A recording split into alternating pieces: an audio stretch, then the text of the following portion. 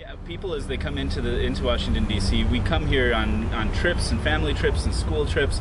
We see the monuments. We see these essentially temples to our country's heroes and founding fathers.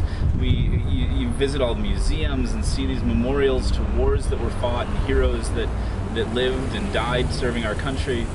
But very few people get off the National Mall and into the broader city and see that people actually live here. This is a place where people live and work and play and eat, and it's in this city that the people that live here are in unique positions because so many are around and connected to our government and what's happening in the leadership sectors of our city and of our country.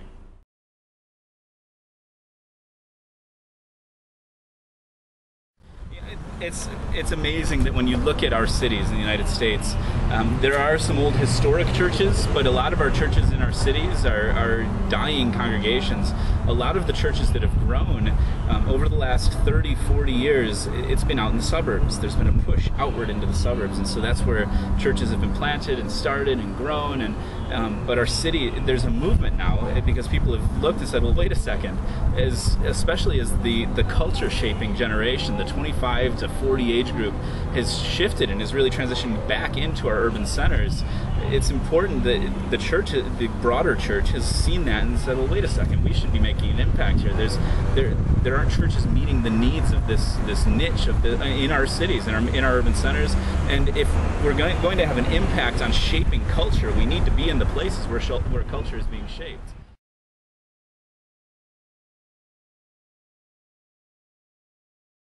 Yeah, this site is interesting because this church, there's been a church on this corner since 1838 was the date it originated. It's a historic site that was the first school for African American kids in Washington, D.C.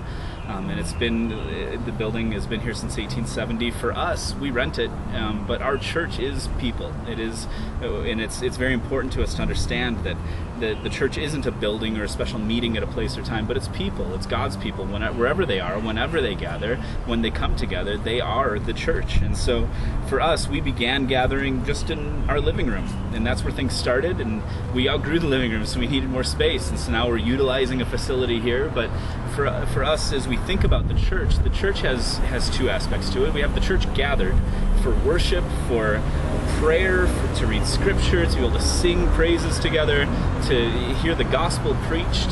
And then we have the church scattered as the people of our church go out throughout the community, throughout the city, throughout the week, as God's people, as the church.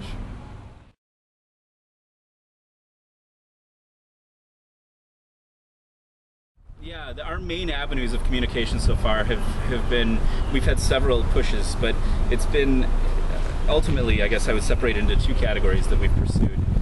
The first one is relational networking and word of mouth. It's been our goal to equip our people to be the community of Redemption Hill Church and in their lives to draw people into that community.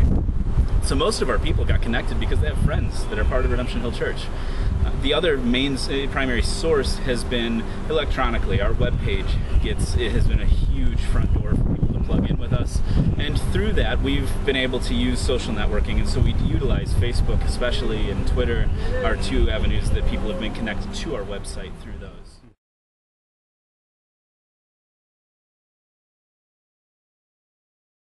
As I was praying through this neighborhood, my spirit jumped inside of me. And I couldn't get away from Acts chapter 17. The Apostle Paul was in Athens, and in Athens, his approach to ministry was to get into the marketplace, to engage in dialogue with whoever happened to be there day by day so that he would find opportunities to share the gospel and share Jesus with them. So this is Eastern Market, and there's a market right here. And as I was walking through the market, I was just imagining the Apostle Paul engaging in ministry in that place and imagining what it could look like for a church to engage the marketplace on Capitol Hill. It's been an incredible journey for us. It's been an incredible ride so far.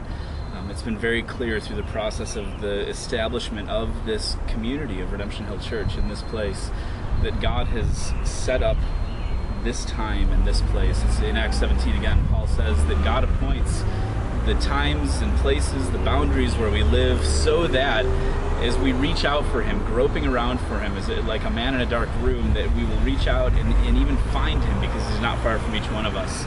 And And so it's been amazing to see what he's done so far, and it's so exciting to see a new community be birthed in the heart of a major city.